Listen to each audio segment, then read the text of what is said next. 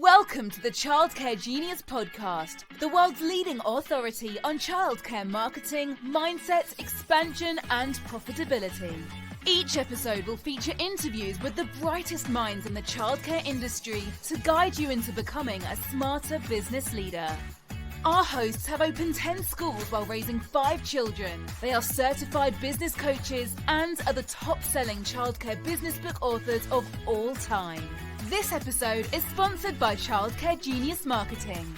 Let Childcare Genius Marketing help you get fully enrolled and fully staffed. Visit childcaregenius.com for more details. Let's welcome to the Childcare Genius Podcast our hosts, Brian and Carol Duprey.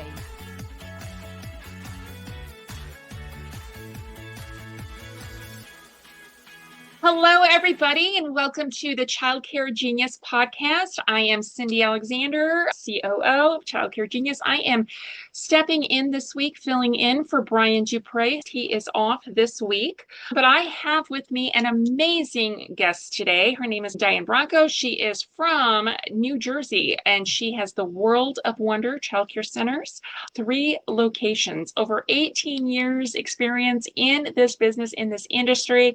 So she has got a ton of knowledge and stories to share with us. Diane, I'm so excited to have you here with us today. Why don't you go ahead and just tell us a little bit about yourself, your business, your story, how you got started, just so we have a little bit of background before we dive into our convo. Sure. How to get started. So I became a mom. And when I became a mom, I wanted to find a place where I could go to work and have my children with me, just like everyone else. And I ventured off to opening up a center, and I had no idea because I was coming from business background. So I had no idea what I was doing, but I was determined to be a mom and take care of my children all at the same time.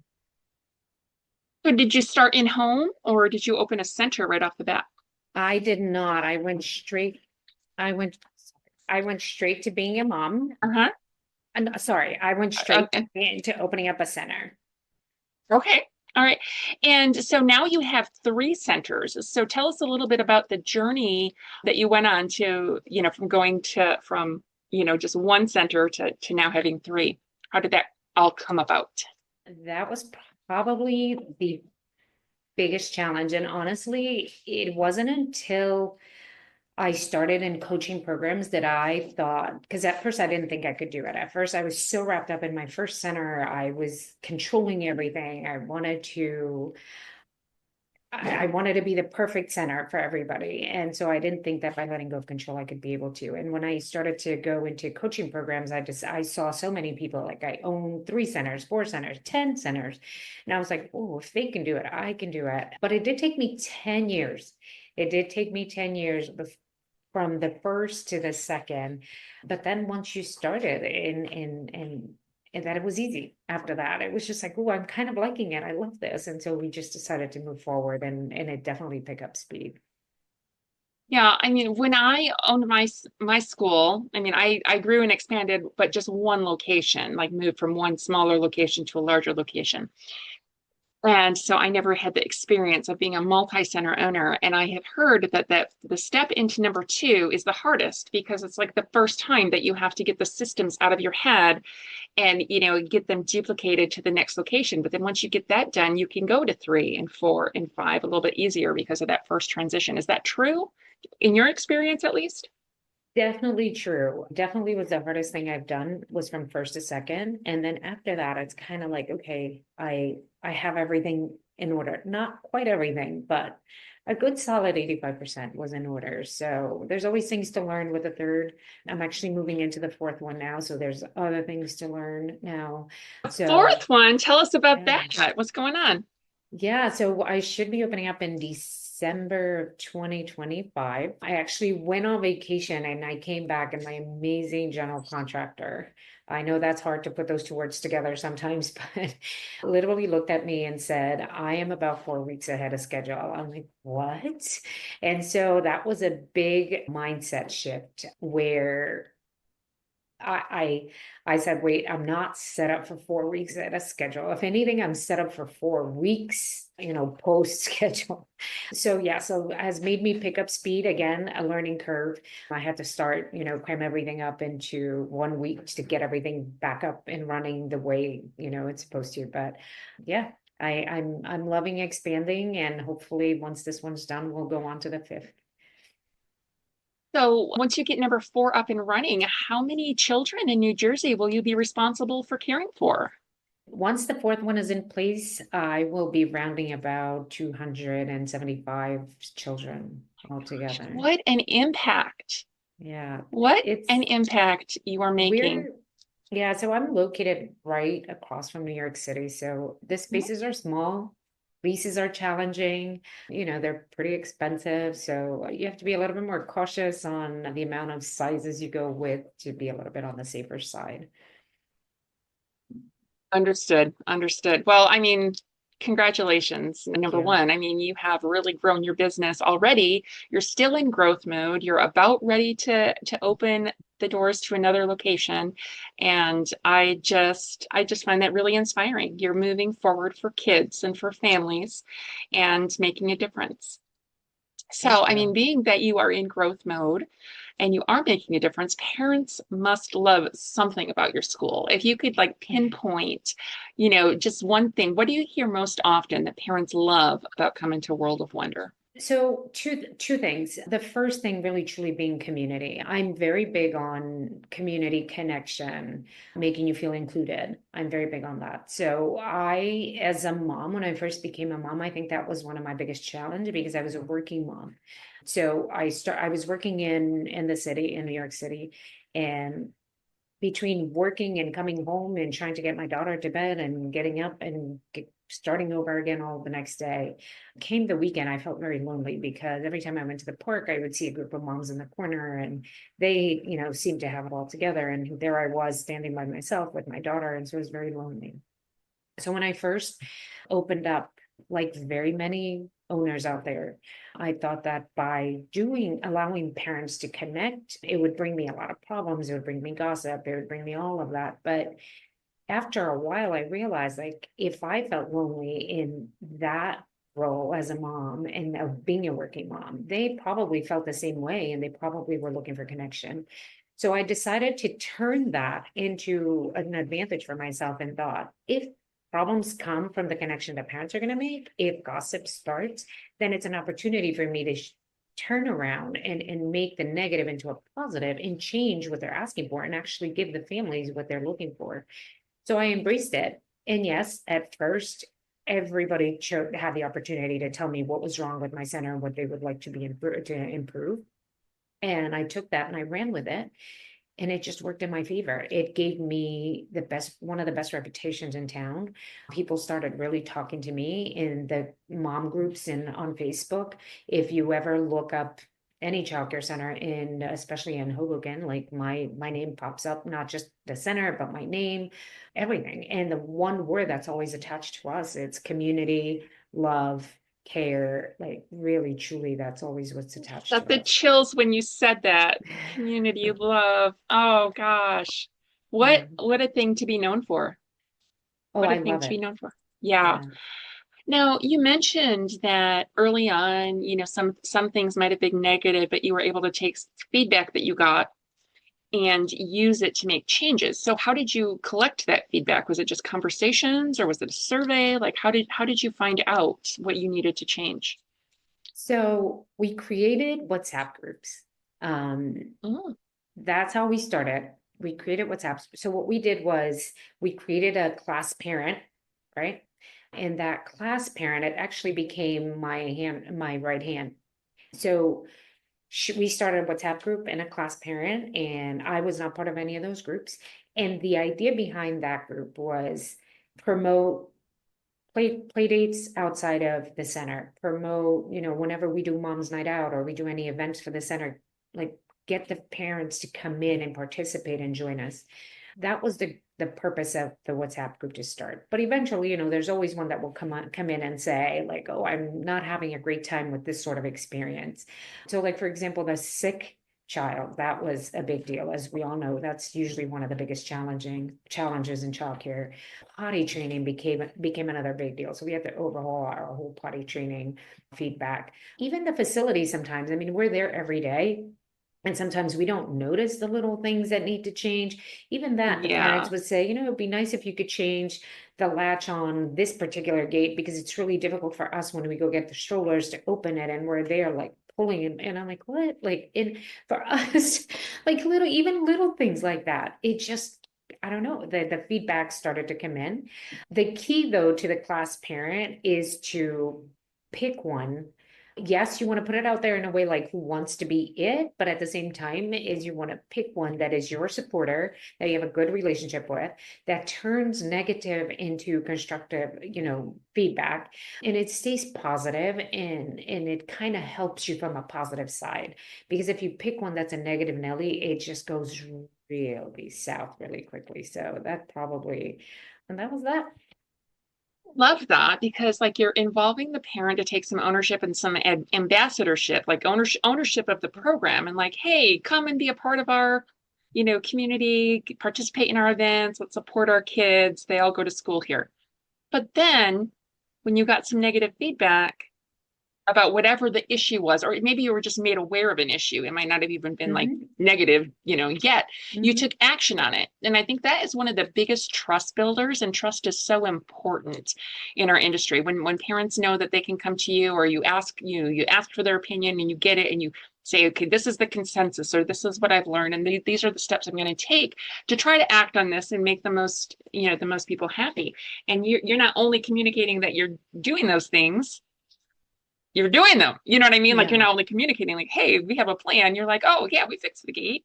So yeah. So that's awesome. And we communicate that, and we communicate that back to the parents. We let the parents know via email, like, hey, you spoke, we listen, and here's what we did. Let us know if this works. If it doesn't work, we'll go back to it and fix it again. So I think, trust and communication for me are probably the most important pieces of the whole puzzle. And that can be a really hard thing for an owner or a leader to do, is to allow other people to have a part in the like decision-making process. You could just be like, oh, I'm the owner, this is my budget. They're just gonna have to deal with the yucky gate, because that, I don't have the budget to fix that one right now. That's lowered my priority. It's just a slight inconvenience. It's not a danger. You know what I mean? Like you could be like totally standoffish, but you're like, no, I hear you. We want to make this a place for all of us, and that we're all happy with. And so you take action on what's important to your people, and that builds trust. For sure. And you don't have to, you don't have to do anything. But for me, what was important was to go back to the parents and say, hey, these are the things that I hear you speak of, A, B, C, D, and list them, and then be realistic about it and say, okay, what can I truly do, and check off the list right away, so that it shows action right away. Yeah. And that was important to me. The bigger things, of course, I created a plan for them. And I would say, and this was way before even ChatGPT. So you guys can imagine those emails took longer to write. Yes. So I would just sit there and go, okay, what kind of plan can I create? What realistic plan? And then I would share the plan with them. And then I would say, hey, I completed the section of what I said that I was going to do. I'm moving on to the next section. Please give me your feedback along. And the class parents themselves would come in and say, hey, listen, I just want to let you know that it's amazing. Parents are loving it, but maybe you want to tweak it over here. You want to tweak it over there. And there's always feedback that comes in.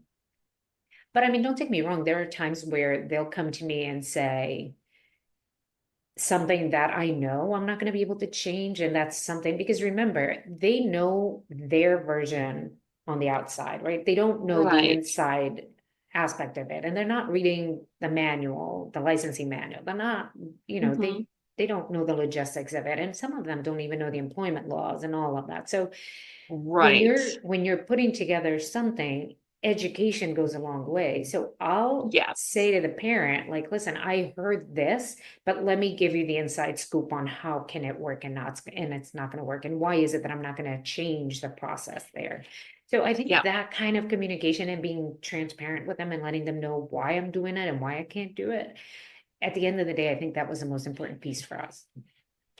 Yeah, that's true. And you're keeping those lines of communication open. And that's the biggest thing about building a relationship, building Yeah. connection with your families is communicating. If we didn't communicate with our partners or our friends, certainly we would be alone pretty quickly. So the more you keep them in the loop and keep them a part of the process, the closer connection they're going to have and they're going to feel bought in. So I love that.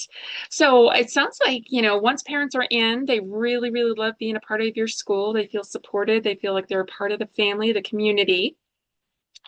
But what do you do to kind of ensure that your classrooms are full? Very soon you're going to have another school to fill.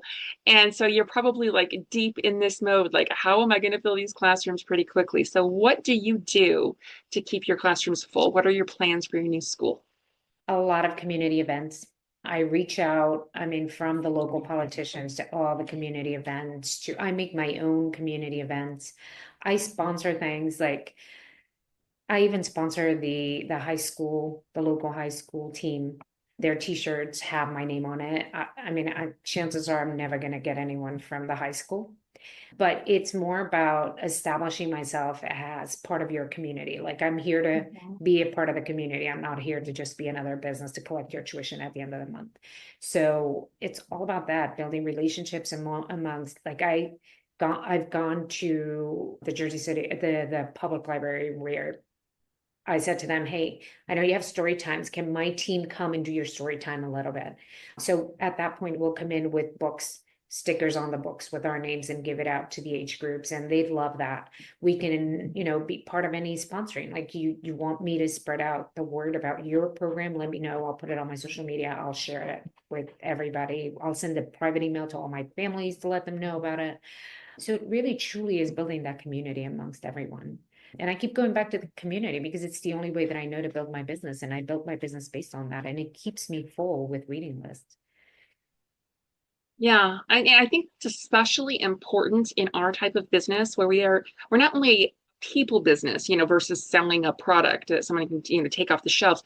It's not only a people business, but it is the most precious, most innocent, most, protected population on the planet that we're in business for.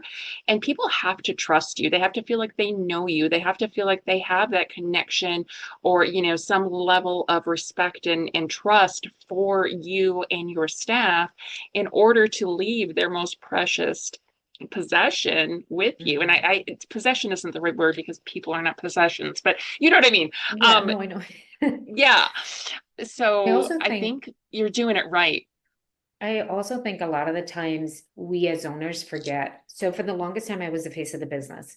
For 10 years, that's all I knew was that one location and that one spot. Everybody knew my name. Everybody knew World of Wonder. Everybody knew Diane and World of Wonder went together. So when I stepped out of the business, the one thing that I made sure, I certainly didn't have all the systems in place.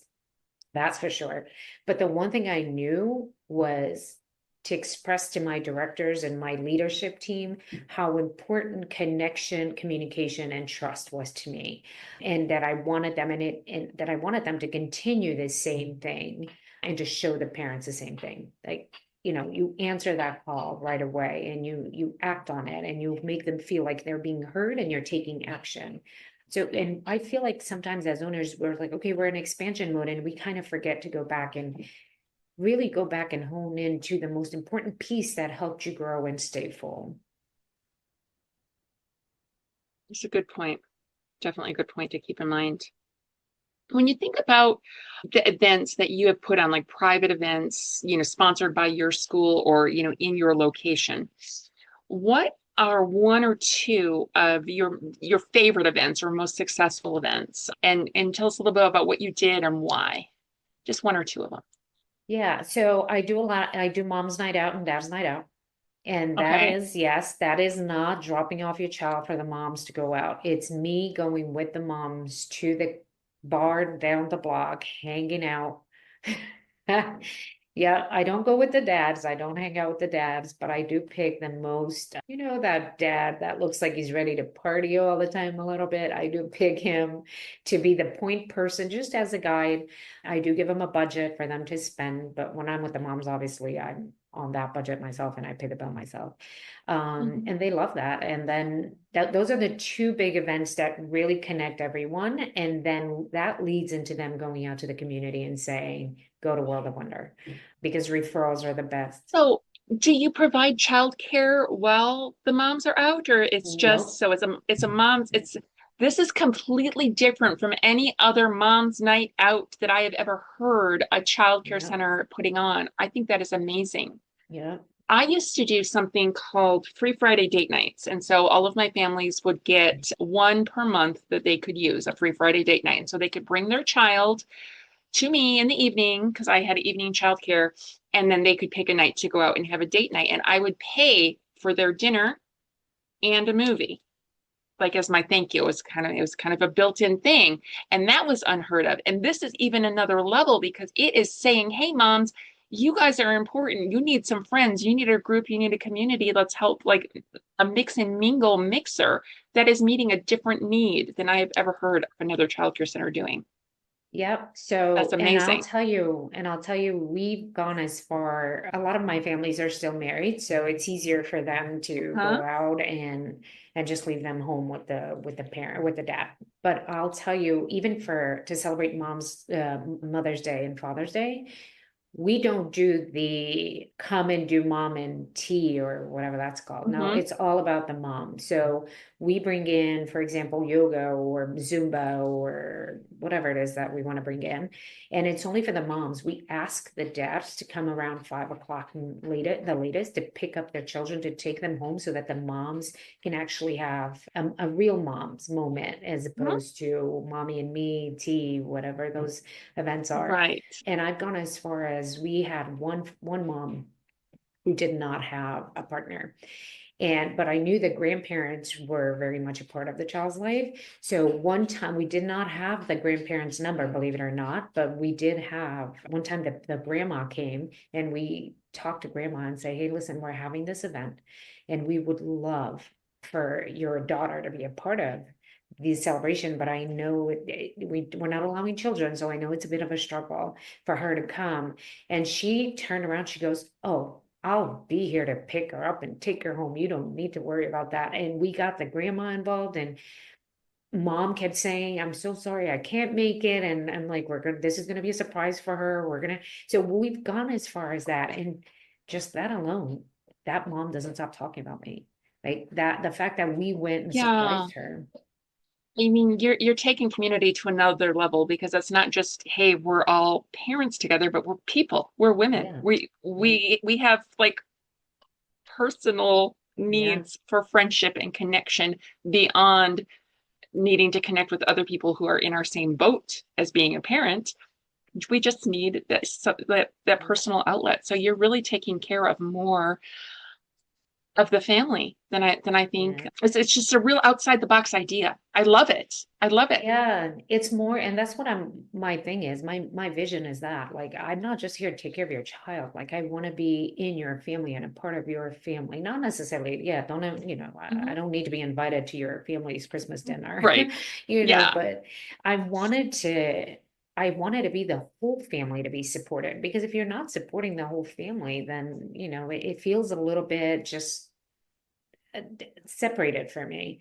So that's why it's important for me to take care of everyone, like the parent. I mean, obviously, at the end of the day, your program needs to have quality. You need to offer everything you can. The children need to be happy, well taken care of. That is a staple, right? Like, you don't have a choice but to. But when you have that, that sells itself. When you take it to the other level where you're supporting the whole family and you're bringing in mom and you're bringing in dad, we have grandparents stay as well. They come in. Like, if we do a community event of some sorts, like Halloween is big. Halloween's around the corner. I have the parents already sending me messages saying, hey, can I bring my parents? You think my parents can join? Like, grandparents. I tell everybody, like, bring your grandparents. I don't know, is your sister in town? Bring your sister. It doesn't matter. Bring everybody. It's Halloween. Like, we should all be happy. You'll have to see how many parents set up a theme for the whole family, and they'll show up with like Spider-Man and I don't know, whoever, all those, and they're all like a clan and a team, and the kid is dressed as Uh-huh. something, and the parent is that. I'm like, okay, now we're taking it to a whole other level, like because they dress in themes, that the whole No, my family. sister's family does that all the time. Like one time they were Yeah. all the Wizard of Oz, and there was like Dorothy and the Scarecrow and the Lion and the Tin Man. And then, you know, like every year they come up with Yeah. something, and I'm drawing a blank right now, but they've done it for 15 years or something. Like Yeah. they Yeah. have these matching family costumes, and I'm like, Yeah. ah, that is so cool. Yeah. I love that. What do you think is like the most impactful community partnership that you've built? Community partnership. You know what? With other local businesses immediately around me, we support each other. So, for example, I could have easily gone to a chain for pizza delivery, but I go down the block to the local pizza joint so that, we support each other that way. When I take the moms and the dads out we go down the block to the bar that's down the block next to us because we built a relationship with them. So they talk about us as well as we talk about them. You know, the local politicians, they're not politicians per se, but they're councilmen, Community leaders. yeah, Yeah. yeah, more community leaders, building that relationship as well, because obviously, they'll reach out to you every time they need you, and so we can support each other in that way. I mean, the area that you're in, just allowing the other families to join your events with no issues, even though, like, for example, my Halloween event, it's going to inevitably, because there's so many people, it's going to end up at a playground, a public playground. I'm not allowed to close that to the public. I'm just not, because it's a public playground. So what am I going to do? Say, oh, excuse me, you can't participate. You can go play in that corner. And no, it's like, please join the magician. Like the magician's going to put on a big show. Your child is 3 years old. He's going to love the magician. Please join. You know what I mean? Yeah. So Hmm. yeah, so we do, I think local, right? We're always Hmm. like on a broad social media, let's advertise to the world. Yet we forget that local, right around there is what we need. Like I've done a survey and I mean, we're in a walking community. So everybody pretty much, the majority of my parents walk, they don't drive. So I've taken a internal survey to ask my parents, like, how far do you actually walk to the center? Are you in a 0 to 3 blocks? Are you in a 4 to 6 blocks? Are you in a 7 to 10 blocks? And then 72% of my parents are 0 to 3 block. 72% of my enrollment are 3 blocks. So why wouldn't I concentrate in being good Right to in my your three area. block radius? You know what I mean? Yeah, that is amazing. And that's just the difference, I think, of, like where you live versus where I live. I'm like in a very rural area. I can't even see my next neighbor out my window. You know what I mean? Like I just can't. It's trees and it's acres, 10 acres a bit before like the next house even appears. So my situation is a little bit different than your situation of community, but I think that you've really, really honed in on that because like I think we get lazy sometimes with our marketing because we try to do it all online. We have to master, Google Ads and social media and have a great website and, put everything up digitally. And that is important. But I think more important is the people right next to you. That's who you're caring for. You're caring for the children of your neighbors, of your community, and you have to be able to make those connections with those people. And it sounds like you are in a very unique circumstance than a lot of more rural places where you have like a very close in proximity community, but we all have that to some degree even if we're spread out, and we have to learn what is in our area. Who are the groups I can participate with, who are the organizations that support kids or want to want to further kids and family causes, and how can I give back to what's going on in my community. Like for instance, I know our child care center did it a couple times where a family that just had children. One family was part of my center, and one family was just a local family that had children. They had a fire. Our center just rallied around them and brought in donations and raised money and offered childcare and rides, and like you have to do that, and then that goodwill returns to you. And Oh, 2 times over. yeah, I mean, we do that. Yeah, we do that almost bring another month. We're doing something for the community. something to give back. We're like Thanksgiving is coming up. We'll go out, ask the parents to donate towards buying pies. Mhm. And we'll go to a senior citizens building where they have more difficulty coming out, and we'll bring pies on the day right before Thanksgiving for them to have at least one pie at the dinner at the table the next day. And our staff gets together and volunteers to go. And this, we're talking like, I think like 60 something apartments in that building. So we're going floor by floor, delivering, knocking on the door and like, hey, can we give you a pie, or would you like pumpkin or sweet potato or whatever it is? So we do that. We go to the shelter and we drop off food. So one thing that we do that I think is super cool. Again, we can afford to do that because we're in a walking community. I don't know about anybody else, but we ask parents to send $1 with their children. And then we walk over to the supermarket. So I don't know, give me a Publix. Everybody, I think everybody knows Publix right down in the Florida area. We'll walk to our Publix, and every child will pick whatever item they want, whether that's a can, whether that's an apple, a piece of fruit, and they take their dollar and their item to the register and they pay directly. So the children are learning how to put it in a bag, picking their own item, walking it to the supermarket, to the cashier, paying for it, getting their change in their hands, putting the receipt back, everything, like the whole bit. And then we walk back to the center and they put it in the donation box. And then a couple of days later, we'll take it over to the shelter. We'll walk it over to the shelter. So the whole process, like, parents love it. The pictures that come out of that, the advertisement that goes with that. I mean, it's just amazing. And we do it naturally. And it just, again, it was one of those ideas that just, the evolution of it just happened. This year we added this, the next year, and then before you know, we have this bigger event that I mean, some parents want to join us for this, to go to the supermarket and shop with like 20 kids. Yeah, I mean, people want to be a part of organizations that give back and, that are teaching, the younger generation to be good humans. And so that makes sense. I love how you mentioned that, the pictures that come out of that can go into your advertising, because really, marketing is just a matter of telling your story to the right audience and trying to find people that connect with you. And so you're just sharing your story, and those types of goodwill gestures, that community involvement really does speak to your community that, hey, all of these people like us, or they know us, or they trust us. Somebody has something to say about that. It just makes you more trustworthy. It makes you more appealing. So I love that you are so involved in your community. And I think that what sparked me wanting to have this conversation with you is you were sharing a whole bunch of ideas in our university Facebook group when somebody was asking how to get more involved, and you were just like, oh, do this and do that and do this and I do this and blah blah blah. And I'm like, okay, Diane has got to come and share some of these ideas. One of the thank things you for doing that. One of the things that I forget to tell people that we also do is, especially in the hot days, we are a water station to the community. So if you're walking and, hey, your child just ran out of water, because I mean, let's face it, who wants to carry the big, everywhere? You can stop, knock on the door, and we fill up for you.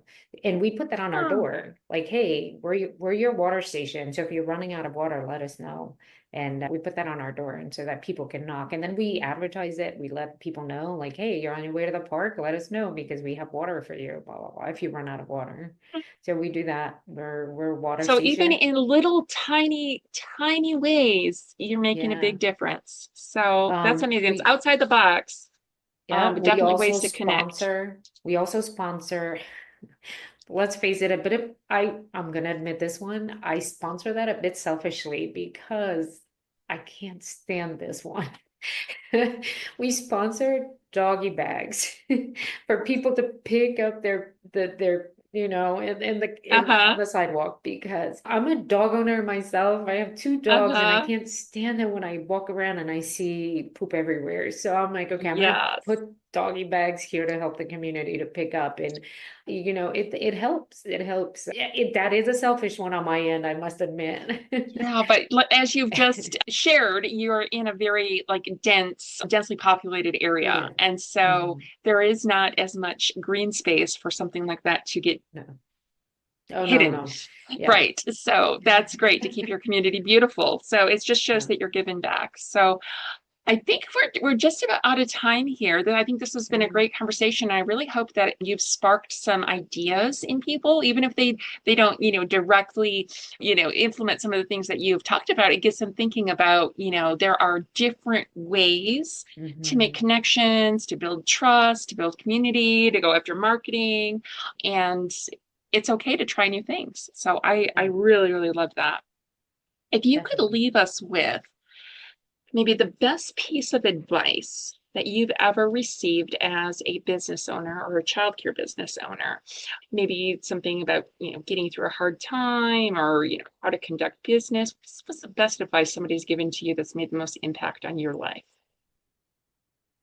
Honestly, and I know this might sound a little bit cliche, but I keep going back to a conversation I had with Brian, where a national chain was coming down the block. And for the longest time, I had been the only one in that area. And literally, I mean, if I show you the block, it's not even a full block, it's half a block. And here's a national chain with all the bells and whistles and everything else coming in.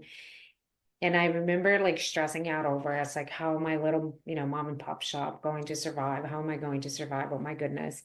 And I got so consumed by it that it just froze me. I didn't know what to do because I was so nervous, so scared. So, oh my gosh, this is it. And I remember bumping into Brian, and I was going a mile a minute. I was going, oh my God, oh my God, oh my God, oh my God, oh my God, help me. Oh, what do I do? What do I do? And Brian is just, I'm sure he probably didn't even have a second to stop me. And Brian just literally looked at me, and he very calmly said, you're right. Your business is going to fail because you have spent the last 10 minutes talking to me about this other business and just focused on the other business. While you're paying attention to the other business, your business is not getting your attention. So if you continue to do that, you're kind of right. So stop focusing on them and start focusing on your business. And I literally walked away with, he's right. Like, I've been so consumed with them that I'm forgetting about my business. So I need to go back and really focus. And that was that. It never bothered me again. I never I mean, yes, the other business is there. It's hard not to focus on the other business because I see it from my door, but it doesn't bother me anymore. I mean, we have to draw some careful lines sometimes, because like we need to be aware of what the competition is doing or where they're at. We need to be aware of it so we can make informed decisions. But really, if we focus on what we want to deliver, we can't do it. Nobody can do it like we're going to do it, like we're going to lead our business. And that automatically makes you different and unique from the national chain. So, and that was really honestly, it's focus on your business and, stay in your lane, focus on your business, do, think outside of the box. And that's what I did. And that honestly came from Brian. Otherwise I would have probably still here like crying about it. Who knows? Well, I think Brian has helped so many childcare business owners. It surprises me, it amazes me sometimes that he's just always seems to have an answer or, have an experience or have a story that can help somebody, find the answer, whether or not he has the answer to point it out, or he can ask the right questions to bring them to an answer. So I know you found that being a part of the university, and we've loved learning from you as well. Thank you for joining me on the podcast today. And to our listeners, if you are struggling, if you want to be in expansion mode, if you need ideas for marketing or culture or staffing or whatever, please check us out, childcaregenius.com. You can book a free discovery call with one of our coaches, and we'd be happy to talk with you about whatever issue you're facing and see if we can point you in the right direction. Subscribe to the Child Care Genius podcast so you never miss an episode, and we will see you next week. All right, thanks. Bye-bye. Thank you for listening to the Childcare Genius podcast. If you enjoyed the show, please do us a favor and hit the subscribe button so you don't miss a future episode. Don't forget to visit our website at childcaregenius.com to see a list of services we offer to help grow your childcare business. Until next time, thank you for being a part of the Childcare Genius community.